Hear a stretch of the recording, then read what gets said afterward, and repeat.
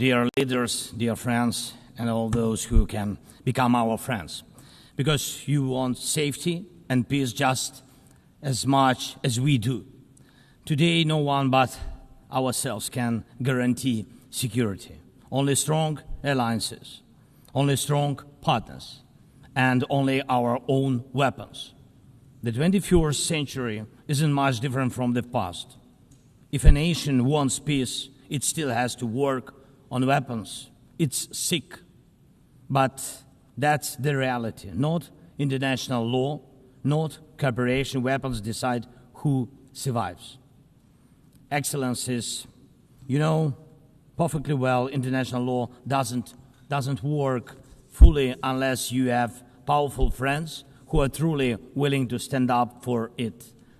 And even that doesn't work without weapons. It's terrible, but without it, things would be even worse.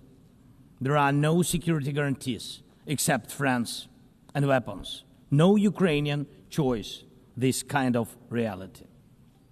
And knowing our people, they would have chosen a different priority. Ukrainians are peaceful people, but they are people who want to live freely in their own independent country.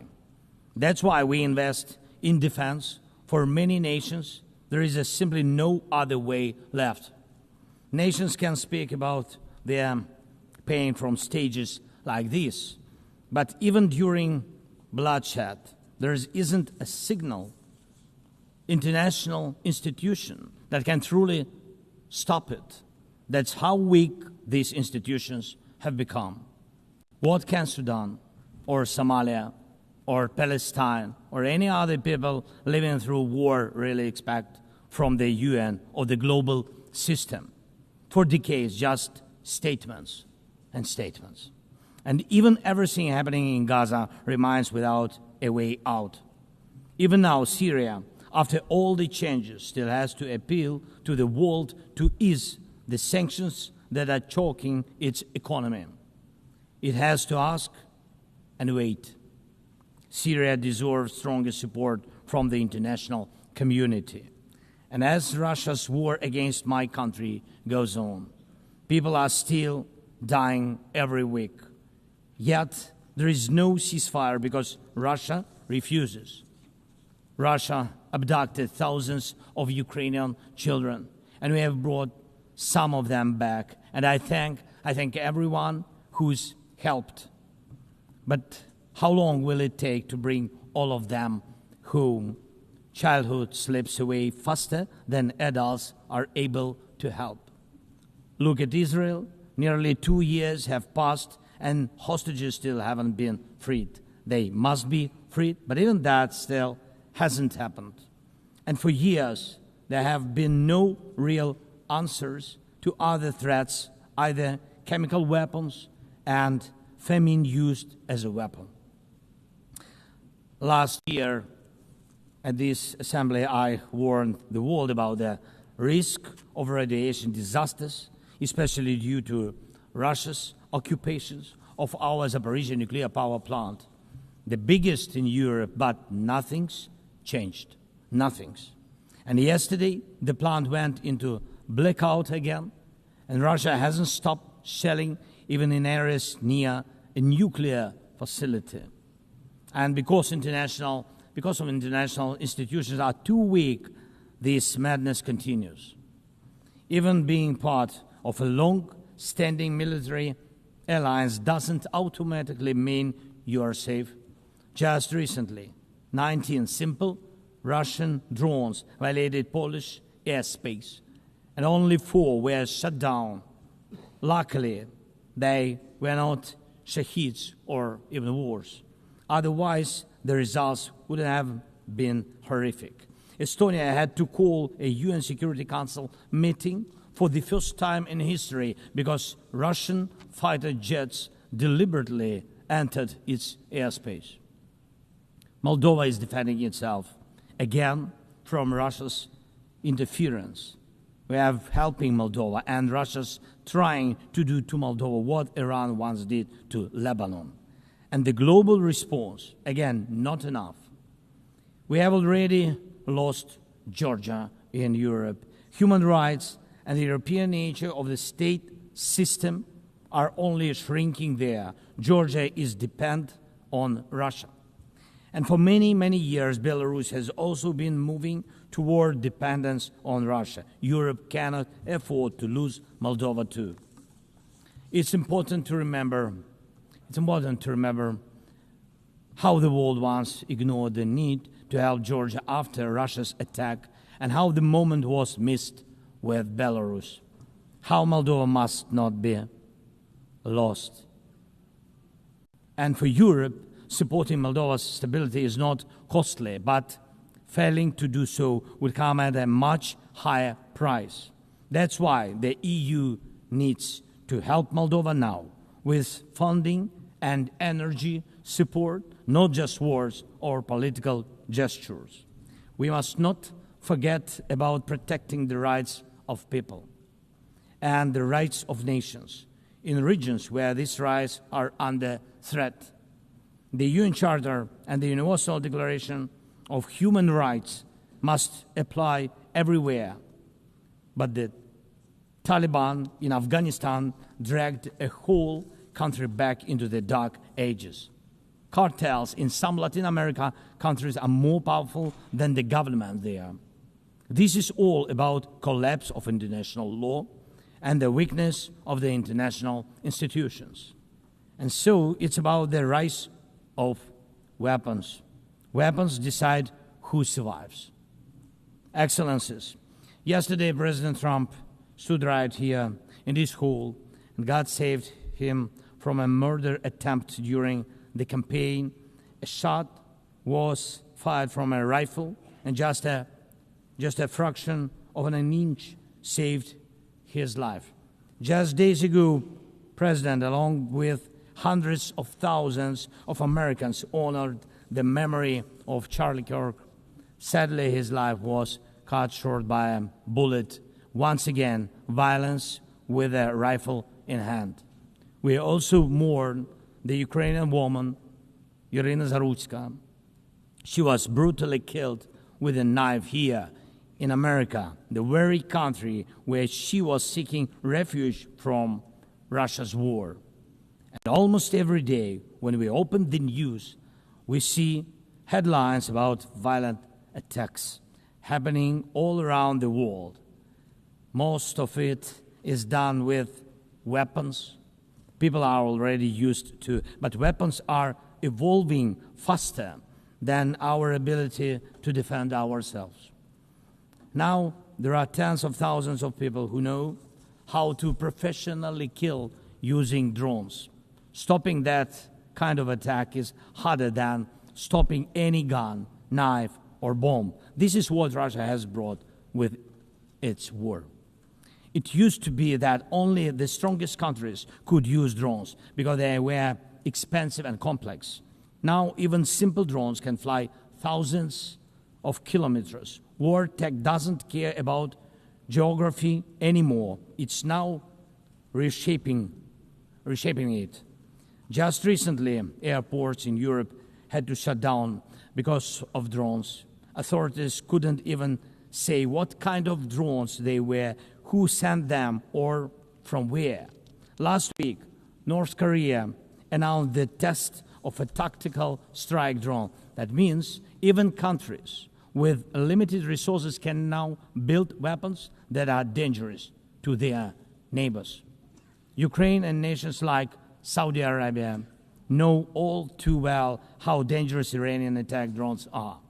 But what happens when all the types of drones become available, even to small terrorist groups or cartels?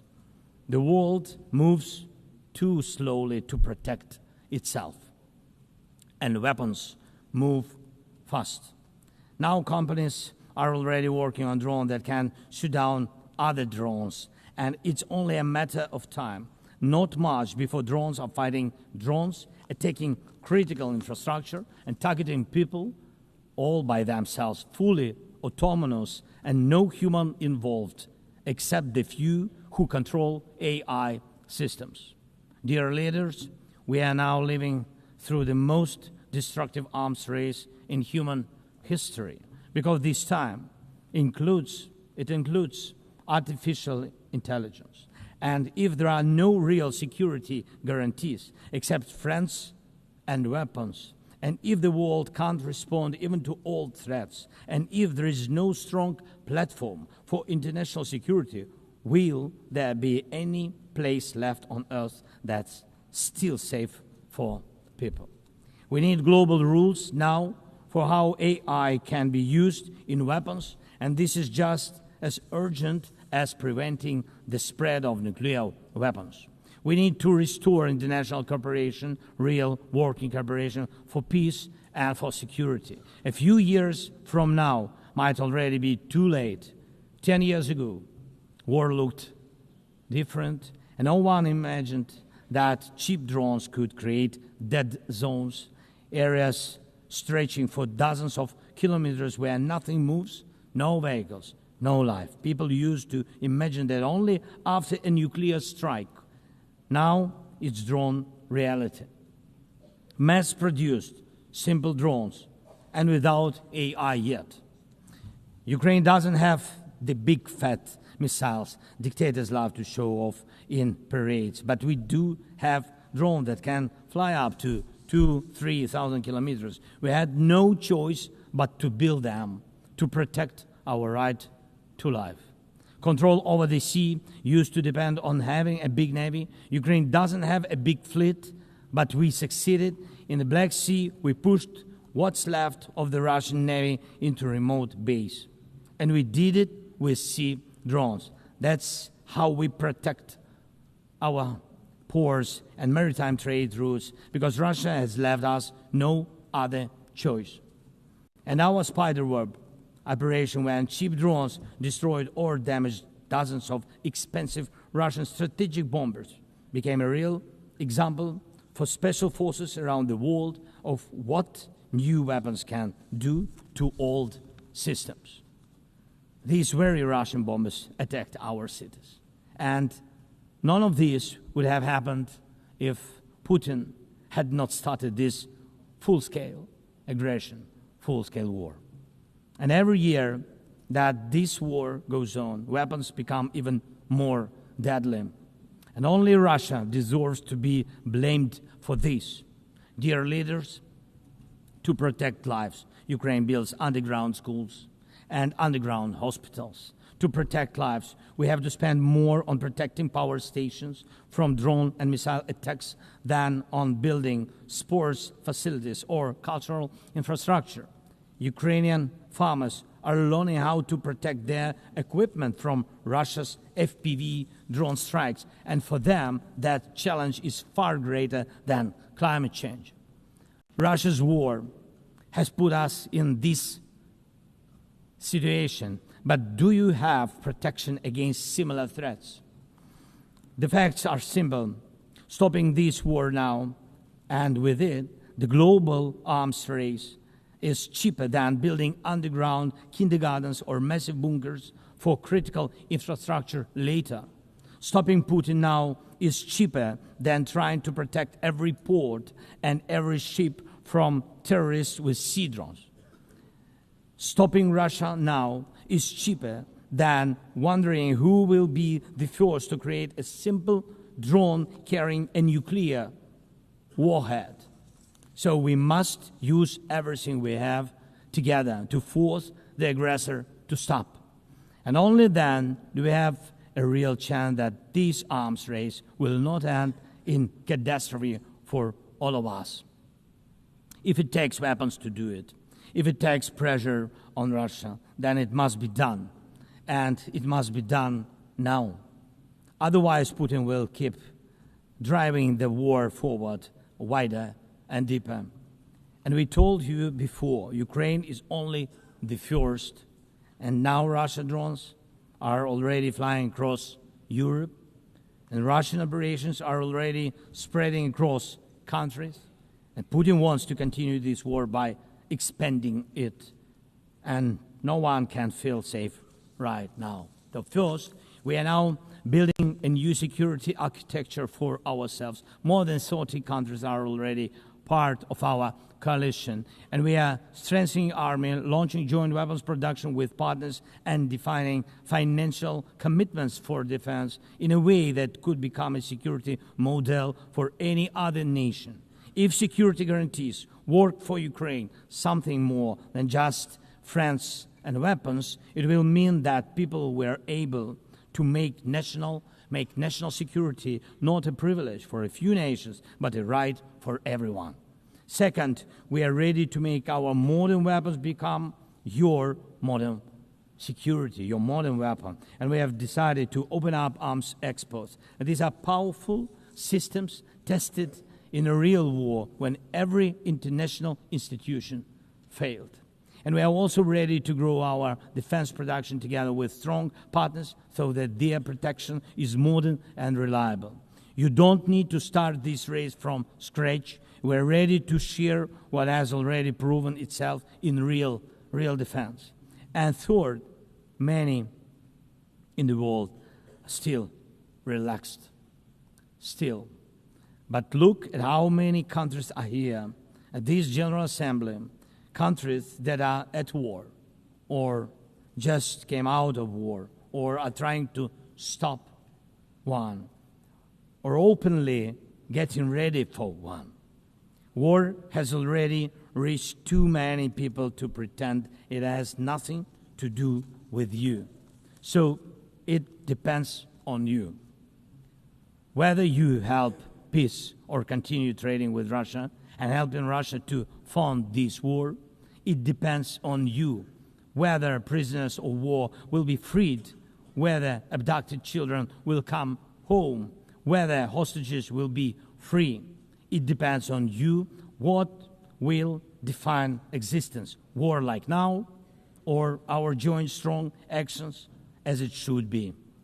Yesterday we had a good meeting with President Trump, and I also spoke with many other strong leaders, and together we can change a lot. Of course, we are doing everything to make sure Europe truly helps. And of course, we count on the United States. I appreciate the support we are receiving.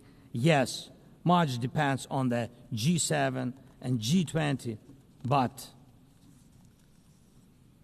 in the end, peace depends on all of us, on the United Nations. So don't stay silent while Russia keeps dragging this war on. Please speak out and condemn it. Please join us in defending life and international law and order. People are waiting for action. Thank you so much. Slava Ukraini!